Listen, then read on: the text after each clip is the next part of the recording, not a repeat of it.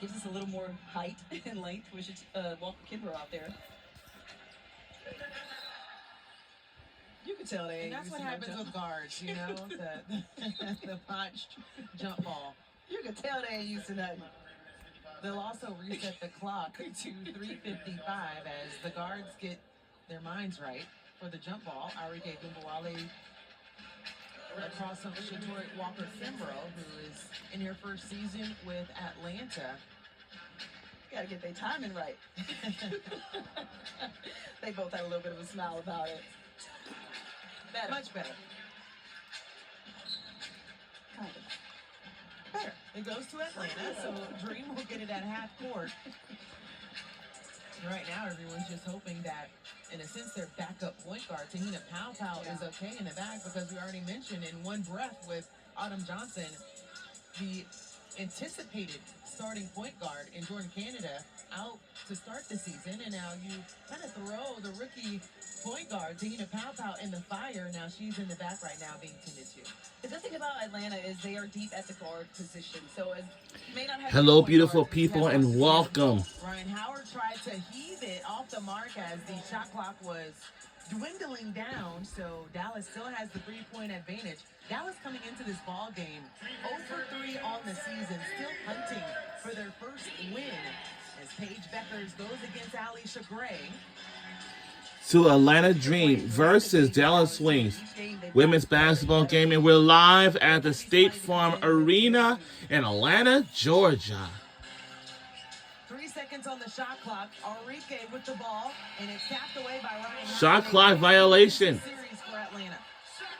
Kudos for Atlanta's defense, but at the same time, when we talk about Atlanta and their chemistry growing with new pieces, you got to understand that this Dallas team only has 3 returning players on this squad, so they're starting to get some things together too when it comes to their chemistry and knowing where they want the ball. Just the 4th game of the season, when you think about all the movement we had in the offseason, free agency, in the draft, as BG goes right over Tierra McCowan for 2. Carl Smesco telling us after last game's post-game that they didn't get enough touches to Brittany Griner. That is something they want to improve on and use that 6'9" height inside. Yeah, Brittany Griner just 2 for 6 in their last game against Indiana with 5 points, the only starter to not be in double figures. Taps the ball to herself, so I do think that's a rebound.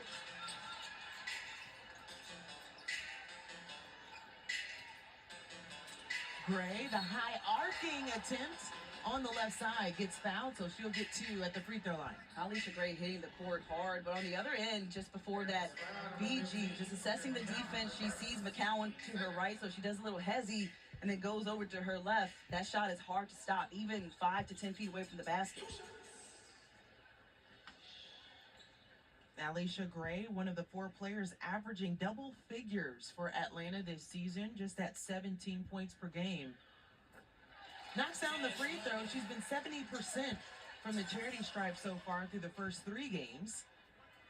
And Maya Caldwell and Bree Jones will check in at the next whistle, which seems to be now.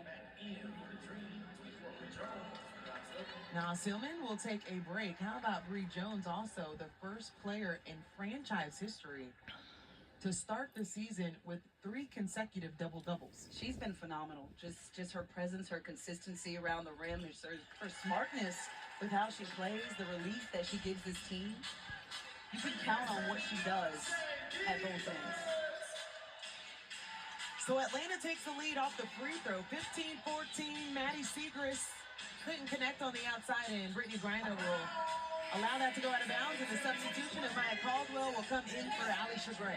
Maddie Segrist is 3rd in the league currently in bench scoring, and she's so versatile, being able to play multiple positions. Had a breakout season last year with Dallas, where her scoring increased almost 6 points a game, Angel. Talked about coming into this season that she wanted to be more of a vocal leader, coming off of the bench to start. One of those players that you love to see coming out of Villanova, when she led the D1 in scoring as a senior. 9 on the shot clock, less than 2 minutes to play in the first quarter. The dish pass, and just off the mark for BG at the rim. I almost thought she was about to go up and try and dunk that. The Atlanteans have not seen that yet as Sierra McCowan using everything to get to the rim. Bree Jones might have taken some contact to the face.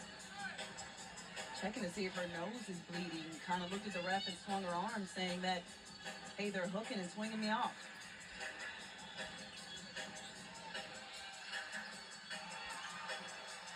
That's going to fall. Eventually, that's going to fall. That is Brittany Griner's shot. Carl Smesko will be the We're first under one to 2 tell you minutes to that go in the he's first gotta be quarter. able to I heard that Tiana Paopao is out of the game for right now. DeJournette over the outstretched hands of Ryan Howard. DeJournette in double figures in 2 of their 3 games at 15 to start the season off. Shatori, pump fake, 1 dribble, too strong. That pump fake, though, can go inside of a... We on WNBA on CBS. We on CBS Sports Network for this Ever. Have the defense all the way there. today's matchup. Able to tap it away. Siegrist regains it. And we're under a minute to go in the first quarter. Carl Smesko mentioned that Brianna Jones is somebody who can deflect balls. Where It comes to the is defensive Tiana side. Paopao? She does just that for this team. Ryan Howard, top of the key 3. No. Brittany Griner tapped it to herself. You can create that as your own offense. Tough play from Maddie Siegrist. There's no way she's going to take that out of Brittany Griner's hands, but that's what you want when you've got 6'9" in the paint. Why not use that when you're 6'9" and the wingspan of 7 foot plus? Alicia Gray comes to the scores table to check in. I'm not sure if she'll get the opportunity to do so. 5 on the game clock to close the first.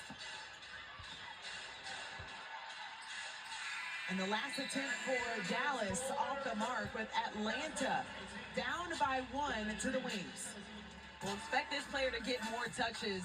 Ryan Howard doesn't get that one to go, but BG just taps it to herself and puts it back in. They want to be more intentional with getting her the ball.